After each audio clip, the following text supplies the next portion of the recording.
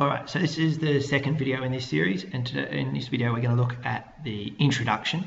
You need to have watched the first video first because that looks at the structure, the overall structure, and we can't write an introduction without knowing our overall structure. And sometimes people even suggest writing the introduction last. I don't like that model personally. I would rather you just take some time and do some planning, but people suggest that so that you know where your essay is going before you write your introduction. As I say, I would rather you write your introduction first. That way you're forced to plan. You know exactly what's going on, but up to you.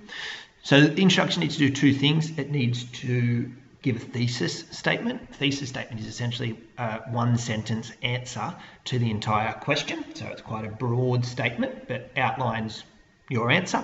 And the second thing is you need to preview or introduce your main points. Introduction can be quite brief or it can be more extensive. I describe this as a fairly extensive introduction. Depends a bit on the nature of the question. Sometimes you can group your paragraphs together. So in this one we could have we could introduce the idea of appreciations and depreciations, and that's about all for our previews, but I've gone into a bit more detail to show you how you can do that. Okay, so let's get started. First thing we need to do is our thesis statement, and that's this here.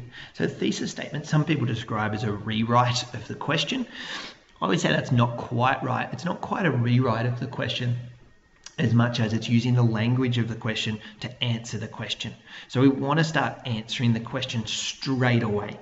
You know, we're not trying to keep things up our sleeve or keep things hidden. We want to answer the question straight away. So let's have a look. So fluctuations of the Australian dollar, so it's just another way of saying movements of the Australian dollar, whether they are appreciations or depreciations of the currency. And all we're doing there is introducing that we know that movements can be both appreciations and depreciations, will significantly impact the performance of the Australian economy in both positive and negative ways. So we've not said a huge amount there, but we've introduced some language, and we've basically said that changes in the exchange rate will have an impact. Okay, so how they can affect the performance, we're saying they will affect the performance in both positive and negative ways. And that's it. That's what I mean by a thesis statement. So the next aspect of our introduction is to look at our previewing, and we've got 4 main paragraphs, so we're going to do 4 sentences. It's not how you have to do it, okay? You can merge some things if you like, but for this introduction, that's how we're going to do it. So the next in blue here is our first paragraph that we're introducing, and so you'll recall from the previous video that that was negatives of an appreciation of the dollar. So I've written firstly, be careful about using firstly, don't go firstly, secondly, thirdly, fourthly, but firstly tends to be okay. So firstly, appreciations of the dollar can create negative outcomes. So I'm introducing that this paragraph is going to be about appreciations and negative outcomes. And then I'm going to list a couple or introduce a couple of things that have a negative impact or are negatively impacted in our economy from an appreciation. So firstly, appreciations of the dollar can create negative impacts for the international competitiveness of Australian exporters and import competing industries, in turn impacting on employment and economic growth in these areas. Essentially, that's what that paragraph is going to be about. Okay, there'll be much more detail. It's a paragraph instead of a sentence, but I'm introducing that paragraph on appreciations and negative outcomes. Next, I'm going to look at simultaneously these appreciations can be seen to be beneficial to consumers. Okay, so we've got appreciations and benefits to consumers, promote imports to Australia, and reduce inflationary pressures. And that's introducing the idea of imported inflation. We're going to have less imported inflation due to an appreciation of the dollar. A third paragraph, and therefore for this style or this particular introduction, again, not all introductions are the same, but for this introduction, our third sentence is our third paragraph. And now we're looking at depreciations. So alternatively, depreciations of the currency have positive effects as evidenced through Australia's increased reliance on service-based exports as the nation transitions away from the mining investments boom, or you could put the second mining boom if you like.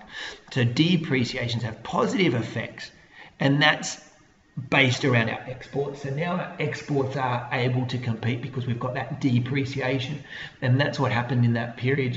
Roughly 2014 onwards, we've had a depreciation of the currency from approximately parity or just probably under parity in 2014 to a position now where we're somewhere in the 70 cents. And for this particular essay you were given, you would certainly bring in your sources and your graph in that paragraph.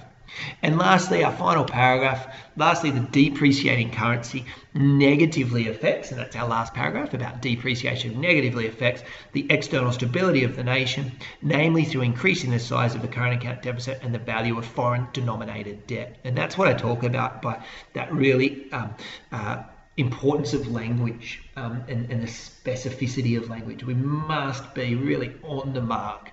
That's why I've got the word denominated there. It doesn't affect the value of all foreign debt. If foreign debt is denominated in Australian dollars, then movements of the exchange rate do not have an impact. Here, the exchange rate, we're talking about foreign denominated debt. Therefore, the movements or depreciation will be negative because we'll use more Australian dollars to repay the same amount of foreign debt. And so you can see a sample introduction. I hope that gives you a few ideas. As I say, we never do the same thing over and over and over again, but some ideas. So hopefully some ideas on the introduction, and then we'll move to have a look at how we might be able to set up a first paragraph.